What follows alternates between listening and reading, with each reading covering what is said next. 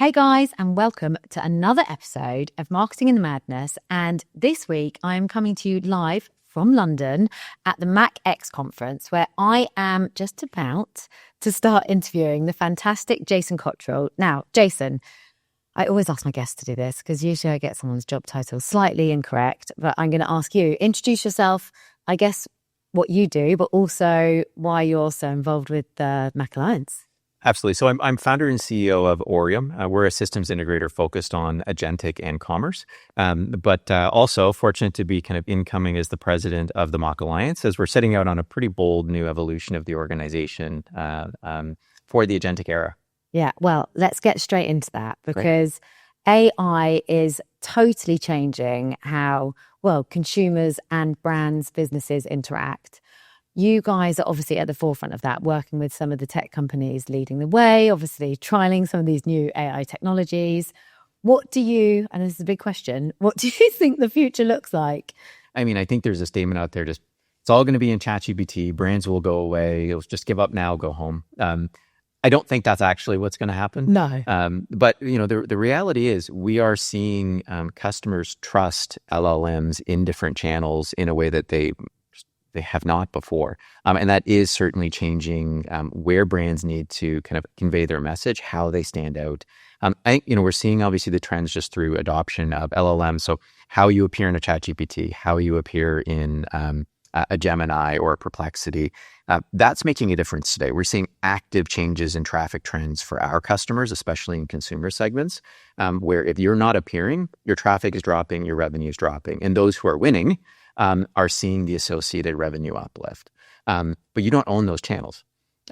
Now, I think, some of what we're seeing, we do expect that trend to continue. We eventually expect it to go further downstream towards full purchasing. One of the big topics at the event this week is some of the new agentic commerce protocols, ACP, AP2, that are now actively supported by OpenAI, Google, and others. And we've got some early brands actually that are now selling that way at the event this week. In platform as well, like Stripe have just launched their integration with ChatGPT. I think I was just listening to Papa John's talk about that. Like, it is, it's changing quite dramatically, quite quickly now. Yes, and what I think is fortunate is it's also giving something that brands can invest in, because it was very hypothetical before. Now it gives a standard you can work against. So Orium was one of the launch partners for the ACP standard, so the OpenAI and Stripe collaboration. And now we can actually sit down and say, here's what your product feed is going to need to look like. Even if you don't want to sell on ChatGPT yet, we can discuss how you're going to be listed. Like, that should be a must do in the next few weeks for nearly everybody. And you don't really have to upgrade much infrastructure to get there. There's a way to do it well, a way to do it poorly, but now you've got a standard you can invest against. I think those who are working to be more progressive, they're looking to enable that actual in LLM purchasing. Now, that personally, I think actually is going to take a little longer to have the material shift for most brands, the way that, say, discovery and in the products you choose, that's active today. If you're not responding to that, I worry for the holiday season and next year. Like, I think that is an active point of disruption for brands today. Yeah, I think that's the thing, is consumer behavior is changing really quickly, because it does feel like AI, specifically ChatGPT, let's not beat around the bush here, specifically ChatGPT has, it's been so widely adopted so quickly by, literally everyone. Often I always think, it's just me, but my friends who are hairdressers, nurses, like, it has been adopted so quickly at a rate probably since, I don't know, the launch of the internet. Like, it's coming in so much faster. So it's hard to know, as a business, what you need to do, because I don't think anyone truly does know yet. It's changed so quickly. No one knows the full answers, but you've got to be brave enough to try new things, right? You do. And it's not just the adoption that I think is interesting. If you look at stats on, say, consumer trust, it's also how much they trust it. People know it's not perfect, but it's now friends and family, and then these LLMs in terms of where the trusted sources to get my information and find products and make decisions about product. And so just within 12 months, it's kind of shot up to the top as a very trusted source. And so I think that you have to be there. Step one. Again, now for those who are marketing products, I think you've got a defined way to bring your product information forward. And that correlates to what you'll be shown for, whether you'll be discovered. And it makes the listings and responses more robust. So you're more likely to stand out and ideally be the one that's recommended and chosen. Yes, it's amazing how quickly this has come up as a channel. I think it also augments in many ways the corresponding change going on for brands around social, right? And the degree of presence that many brands are expected to have in social with influencers. This has added yet another channel that they'll have to support. That's maybe would come to the maybe one of my other thoughts here. I don't believe it's just an all or nothing, that everything's just going to be, in ChatGPT, nothing else matters, or in Gemini, nothing else matters. I think the reality is other brand properties are going to evolve. People said the store is going to go away, you've got online. And turns out the store stayed, its role evolved, and those who succeeded thought about an integrated strategy. As social came out, and still, I think, relatively early days on social selling and influencer strategy, it became one of many channels. Your other channels didn't go away. I think you're going to see the same here. Is you need to think through infrastructure and a strategy that allows you to support yet another channel. And I think we should also recognize that things like, say, social selling are going to become smarter too, right? Facebook is adding capability. It wants to add capability, LLM-based capabilities in its channels. Google is not, it's going to bring more and more Gemini-based results to search. So these many of your existing channels will get smarter and behave more like, say, ChatGPT is in consumer dynamics. Yeah, and also thinking about how the LLMs find the information. They're not just finding it from crawling websites. They're finding it from social channels. They're finding it from Reddit. So actually, in terms of your go-to-market strategy, you can't just rely on your website and ChatGPT. You've got to have a strategy that actually spans the places that at the moment, there are specific channels and specific places that LLMs are going to get their information. You can see them coming up in chat when it's finding the information that you're asking it for. So again, if you're not in those places, you've got, I even more so believe that you've got to have a connected strategy. I've talked to multiple brands in the last month that are actively pursuing Reddit ads that, you would never have thought of this, 6 months ago, but because of how the models are forming their opinions, that certainly matters. And so our customers are tending to take an approach where they're looking at, what's their longstanding content that when model training takes place, how can they optimize for model training? But the key thing most people don't understand is that happens every couple of years. It does not happen often on any given model.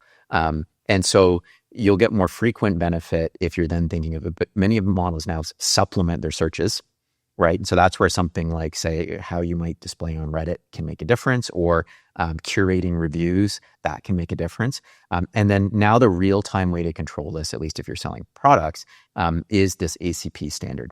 So it defines what gets passed on a product. But what's fascinating about it is it's not just here's a SKU and a price. You actually can do extended, very enriched content that's more in line with what an LLM might train on. So not for human consumption, but extended descriptions that can meet the needs of different ways that an LLM might pull that product into a conversation. They'll look for things like that. They actually want shipping. They want you to aggregate reviews, give that in the feed. So there's ways now that you can enrich using this to present the LLM the information that's going to give you the best chance to be shown and put in front of the customer in a way you're most likely to be purchased. Smart. Well, you starting to move into what was going to be my next question. Anyway. I'm sorry. I love this. No, this is good. So CMS and DXPs, the platforms that the businesses live on, the brands live on. What do you see changing because of it? Well, you started to touch on it already. How are they having to change in order to meet the demands of LLMs and the future way of shopping, I guess? I think it's an acceleration of the trend the last few years towards kind of they have a critical role to not just serve, say, one web channel. There was an era where CMS or DXP was you had one channel, maybe you had a global presence in different languages, but that was it. Now, increasingly, they're playing the role of actually being that point of enrichment, adaptation, syndication, and that's getting accelerated. I think some of that started with on-site segmentation, personalization, but that's getting accelerated now as channels fragment. But I do believe in many cases that your your CMS can be where you're doing that product enrichment. And smart vendors, generally those kind of more modern, more composable oriented CMS and DXP offerings, they can readily let you bring in tools to do that enrichment, have choice of whether it's theirs or you can swap in third parties, and then to be able to syndicate that back out so that it would feed, say, into your product feed and go out to market. So they start to serve as kind of a real workbench for getting all of these things done. Yeah, I mean, it's exciting where it's all moving to, and it is changing very, very quickly. I mean, we're at the MACH X Conference. We can't not talk about composability and like how that works. Do you feel, I mean, of course, you're about to be president of the Mach Alliance, but that composability, it's important. Yes. Like, I think for me, the thing that I've noticed, like, I'm obviously, I get to interview a lot of amazing people. I'm definitely no expert in this space, but I get to hear a lot about what other brands are doing. But it feels to me the time now, because of how quickly technology is moving, gone are the days of just, going through lengthy, long RFP processes to pick your next technology. And it's much more, and was hearing that again from Papa John's and others today, like how you're just quick. We need to quickly trial something. We need to work with tech partners to run a pilot, to do something much more quickly than maybe even a couple of years ago, where there was a lot more governance around the process. So do you think things are having, the businesses are having to change how they work with the tech companies that they work with? That's absolutely the case. And so I think one of the things with composability, it's really just meeting kind of a demand from consumers and the reality for most modern enterprises. Yes, like most MACH members, to be a member of the Alliance, you have to be cloud native, right? Which speeds up the ability to procure, to maybe use it in a specific use case, but also rapidly expand to meet the needs of a global business. It means MACH members are also modular. So one of the key things is if you have everything, this is Game of Thrones right now. Things are moving very quickly. So if you have everything in one vendor and you're completely locked in on what they bring to the table, the odds you get left behind are high. So MACH members are deliberately kind of vetted that they can and will play well and integrate. And I think one of the biggest success stories of the 100+ members of the Alliance is they've spent active time pre-integrating their products, often with SLAs around them. So brands don't have to take that on. That's put on their vendor ecosystem to handle for them. They get that modularity, but it's much easier to achieve. And I think that that allows as well companies to take advantage of the rapid advancement going on. So this week we welcomed Markup.ai, for example, which doesn't want to be a CMS, plugs into and provides AI-based tools for large global brands to help with their kind of content lifecycle. That's capabilities, they can move fast there, be specialized, have domain-specific models. And, MACH members who are on some of our other CMS partners who are members, like, say, Contentful, Content Stack Builder, and others, they can easily turn that capability on. That's a real advantage. Can I ask, and I told you I was going to ask questions that weren't in our little brief. I'm going to just do it.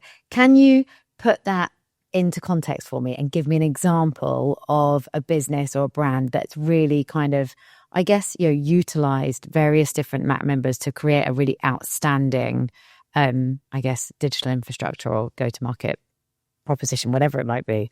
Absolutely. So, if you think about kind of how adaptive firms can be now, I think, there's, really great examples out of the Alliance membership for sure.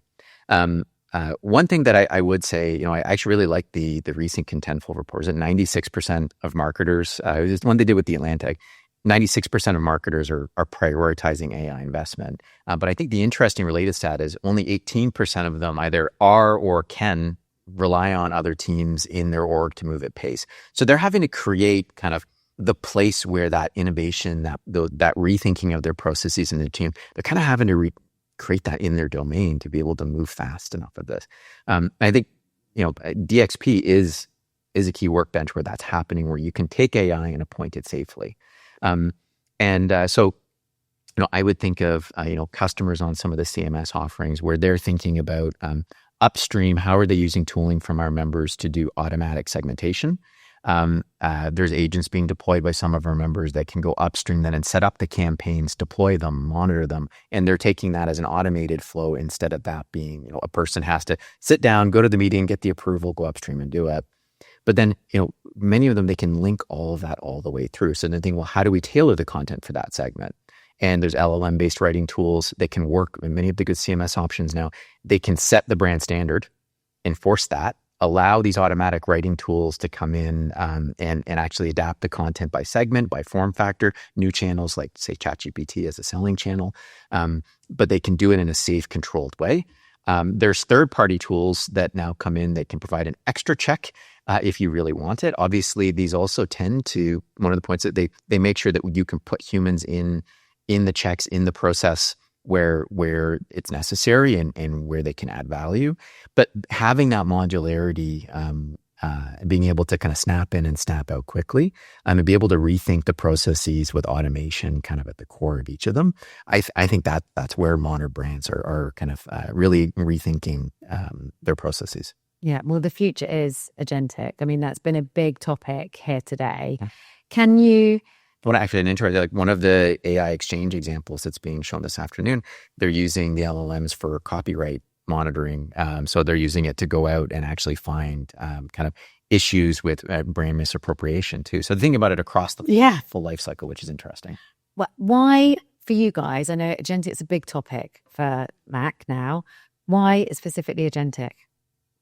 So as an organization, our focus has always been this concept of composable, that you should be able to have that modularity and that it should actually be reasonably able to approach, to do it performantly, securely, cost effectively.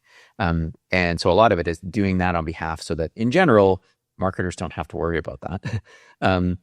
And so what we are excited by but worried about is, many agents, what's working best is not some big, broad agentic capability, but it tends to be kind of domain-specific and more specialized agentic capabilities that can do specific things very well. So, the agentic logic that we would deploy for a customer, to do that, it's a different agent doing that campaign planning and deployment than is doing the one doing brand verification, brand standard verification or brand voice verification. The challenge I think that many marketers are going to have, just enterprises in general are going to have, is many of these are being developed in isolation. So what we're proactively pushing on, and we launched an initiative, agentecosystem.org, is challenging our members as they're collectively building hundreds and soon more kind of distinct agentic points of agentic capability to make sure that we're doing so in a way that interoperability is coming by default, especially for the vendors who are commonly used together. So we're actively pursuing as an organization solving that problem before it's a problem. And I think in doing so, it'll ease the pace at which that 96% of marketers can really transform their organizations. Yeah, I mean, that's super smart because you're then able to learn from all of the best of breed, open it up so that you're truly creating the best solution. And I think that's where it gets, that's where Composable and everything you guys do at Mac really comes to life. Absolutely. Jason, thank you so much for joining me. You've been, and honestly, I've loved this conversation. I'm obsessed with AI. I actually think ChatGPT is my boyfriend. So thank you for joining me and thank you for sharing so much about the future of agentic. Thank you. Thanks.